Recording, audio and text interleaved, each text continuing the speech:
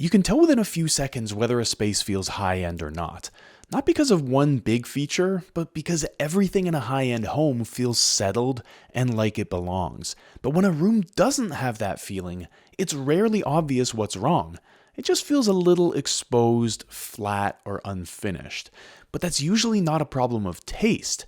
It's often a problem of structure.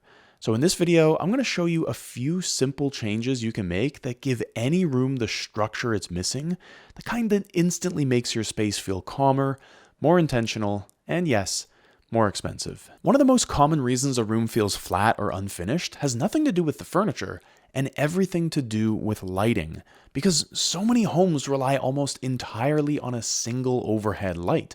And during the day, that can seem fine, but once the sun goes down, everything gets lit the same way, from the same direction, at the same height. There's no contrast, no focus, and nowhere for your eye to settle. And suddenly, the room feels exposed and not comfortable at all. And the problem isn't necessarily that the light is bad, it's that it's doing too much. Because when one light source is responsible for everything, the space starts to feel harsh and one-dimensional. The surfaces flatten out, the corners disappear, and even a well set up room can end up feeling colder than it should. But this is exactly what lighting variety is for. Not to make the room brighter, but to give it depth. Because when light comes from multiple different places at multiple different heights, the space starts to feel layered. Ceiling lights handle general visibility, while floor, table, and wall lamps bring light closer to where people actually sit and spend time.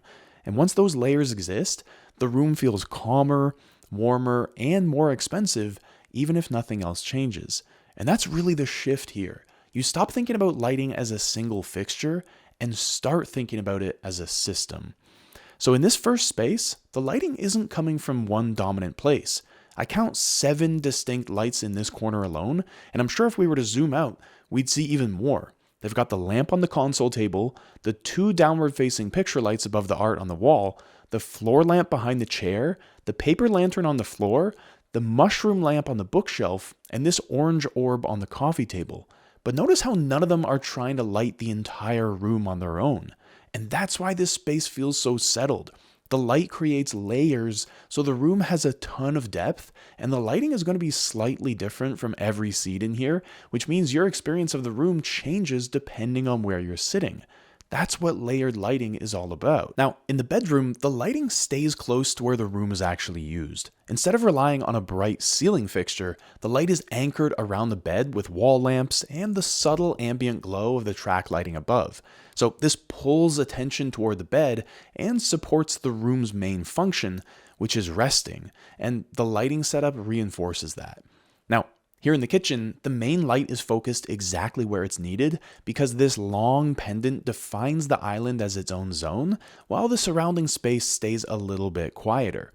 And again, that separation is what keeps the kitchen from feeling flat, because different areas receive light in different ways. And in this bathroom, the lighting is layered vertically. There's light at eye level near the mirrors, soft light filling the room from above, and the LED strip along the top of the shelf in the shower.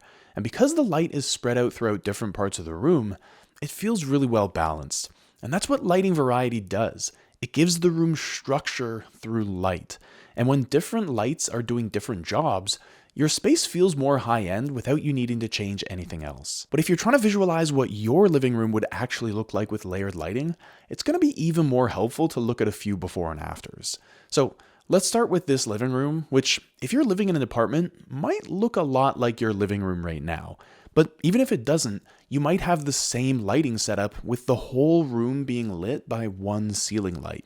And yes, you can technically see everything in here, but the space feels totally flat and unfinished, especially since they've just got an exposed bulb here. The seating area doesn't necessarily feel like it belongs there, the TV wall feels empty, and there's nowhere interesting for your eye to land. But if we take this same room and layer the light, everything changes. Once a floor lamp gets added beside the sofa, there's suddenly this nice soft glow that belongs to the seating area. Then you add a lamp on the console and a soft light behind the TV, and now that wall has some depth instead of just being a white sheet.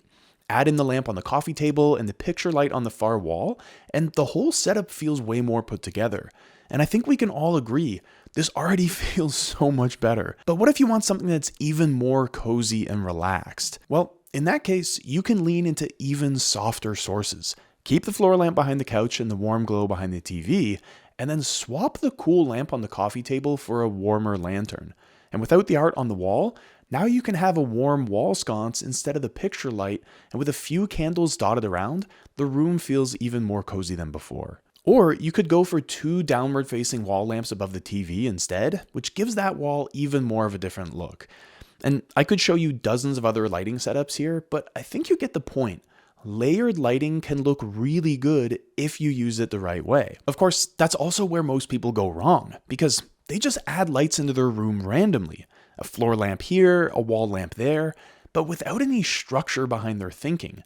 And so instead of the room feeling well designed, it just feels cluttered.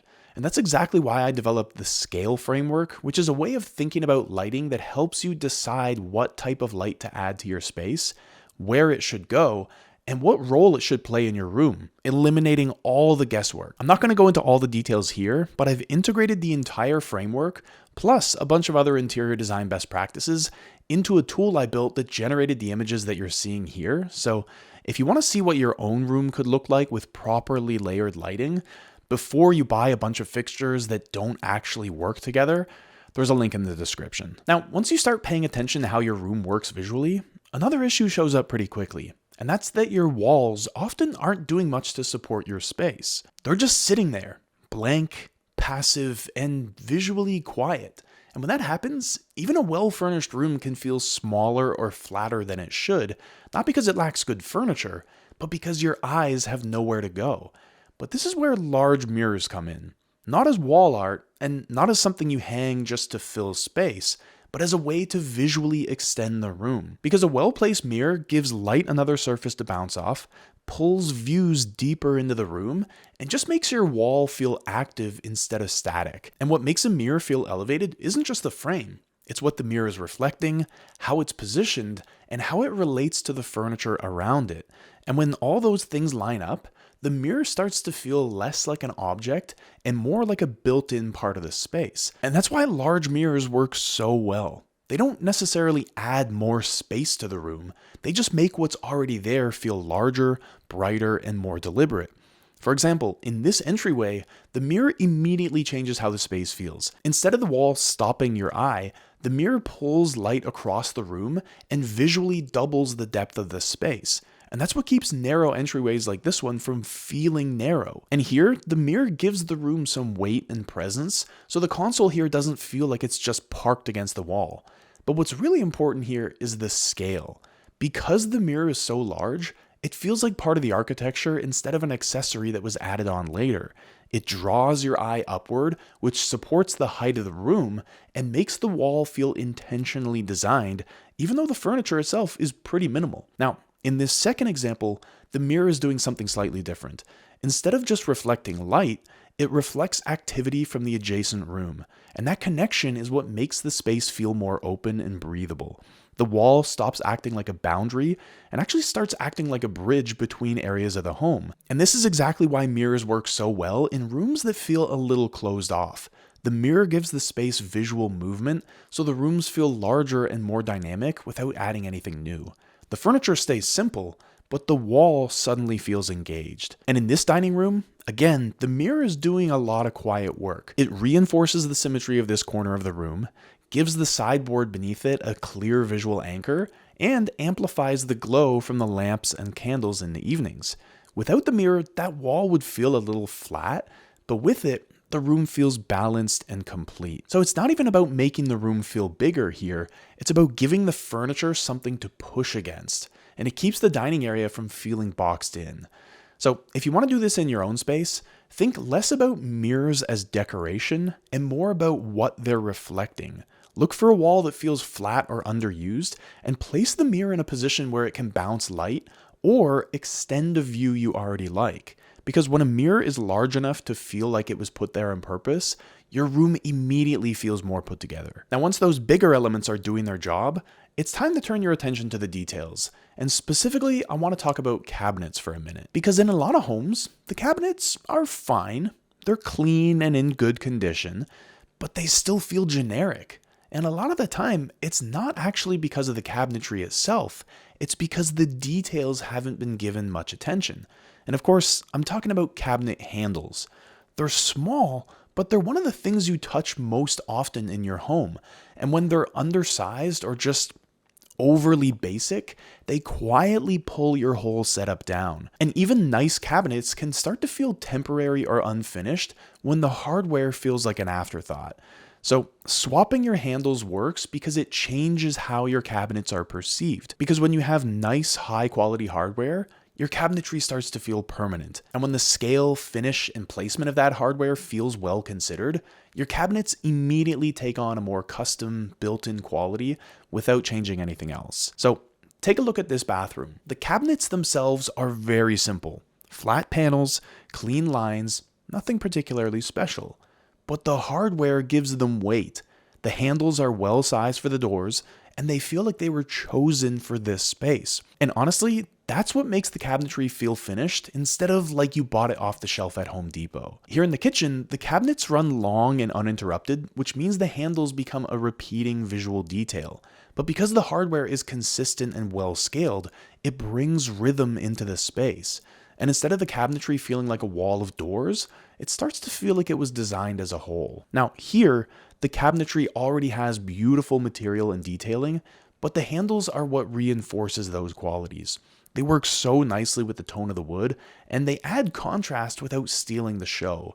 So the cabinets feel custom, not because of how complex they are, but because the details were clearly chosen on purpose. And in this close-up, you can really see why hardware matters. The texture, the proportions, and just the way the handle sits against the door all affect how the cabinets feel to use. And this is the kind of detail you subtly notice every day, even if you're not consciously thinking about it. And when it's right, your entire space feels more considered. So if you want to do this in your own home, don't start by asking whether your cabinets are nice enough. Start by looking at your hardware and ask yourself if it feels too small, too plain, or just disconnected from the rest of the space. Because when your cabinet hardware is well scaled and consistent throughout the room, even basic cabinets start to feel high-end. Now, speaking of the details, this is another one of those details that separates a room that's furnished from one that feels properly finished. Because a lot of surfaces technically have the right pieces on them, books, candles, small other little objects, but without any structure to them, they just kind of float. And when things float, even well-chosen items can start to feel messy or accidental. But a tray fixes that by giving your surface a clear center of gravity. It tells your eye, this is the place to land, and everything else becomes secondary. So instead of seeing 5 separate objects, you see one well-composed setup. And what designers understand is that trays aren't about adding more. They're about curating what you've got. Because a tray on your coffee table isn't there to fill space. It's there to slow your eye down and make the items on there feel curated. You'll also notice that nice looking trays usually keep the mix really simple. 1 or 2 objects with some visual weight, something softer or organic, and a more practical element. That balance is what keeps the setup feeling relaxed instead of overly styled, because the tray becomes a frame, not the main attraction. And because everything has a defined boundary, the surface just feels better, even when there's more on it. And that's really the upgrade, because you're not changing the furniture, you're just giving the room better visual organization. And for the guys watching who feel a little weird thinking and talking about trays on their coffee table, I totally get you. Don't think of this as styling or decoration. Think of it as containment and hierarchy, because the exact same principles apply in setups that we as men are more accustomed to. You just tweak the objects and the materials, because a tray is doing the same job as a desk organizer or an insert in a toolbox.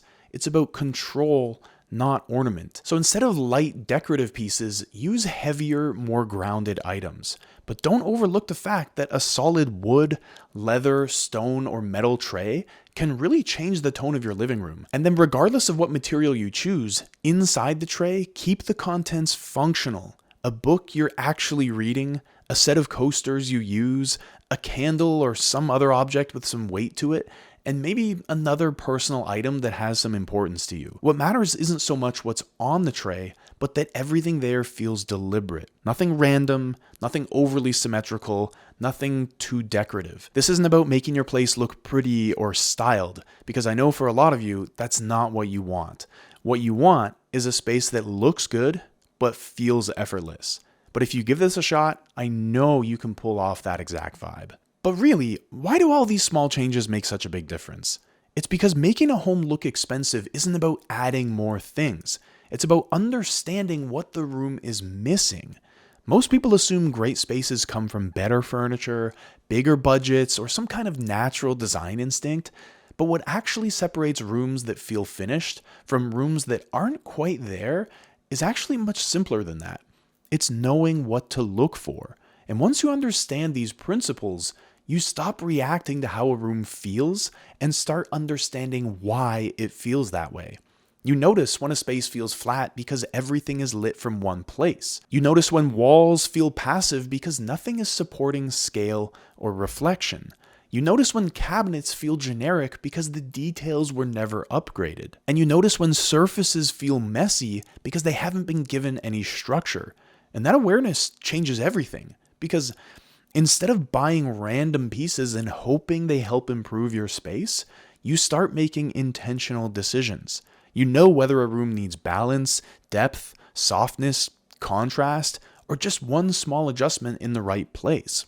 And this is the part most people underestimate. Once you learn to see these things, you can't unsee them.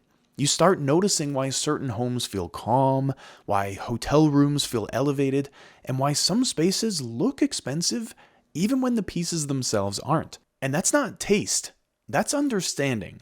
And the upside here is huge. You save money because you stop chasing upgrades that don't solve the real problem. You save time because you're not second guessing every choice.